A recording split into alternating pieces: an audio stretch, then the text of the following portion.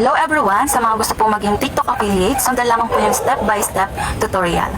So number 1, open TikTok account. And number 2, click the 3 lines.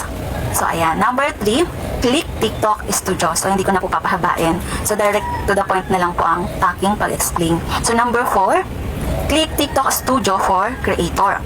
And number 5, lalabas dyan kung ikaw ay eligible. So paano ba masasabi na eligible ka? Dapat yung followers mo 600 pataas. So hindi po yan tinitingnan kung ilan yung likes mo, kahit konti lang yung likes mo. Basta yung followers may 600 pataas po. So number 6, click the TikTok basket. Pagka-click nyo po sa TikTok basket, so number 7, click the TikTok Shop Creator Center.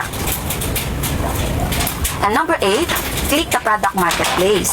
So dyan sa marketplace na yan, makikita nyo yung mga product na gusto mong i-promote.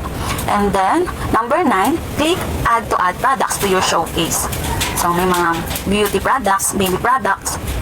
So yan yung mga pwede mo nang i-promote. So depende po sa seller kung magkano po yung commission na ibibigay sa inyo.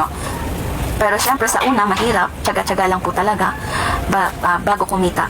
So hindi naman yan agad-agad million agad yung makukuha nyo o thousands agad. Syempre, uumpisa yan sa peso na kita mo na. So 100 pesos, 200 pesos. Depende po sa, sa sipag nyo. So yun lamang po, sana po ay nakatulong sa inyo at naintindihan nyo po. So ano pa pong hinihintay nyo? Mag-TikTok affiliate na rin po kayo habang nasa bahay o kaya walang trabaho, gustong kumita, gustong magka-income. So sa una mahirap pero dahil sa tiyaga, kikita rin po tayo.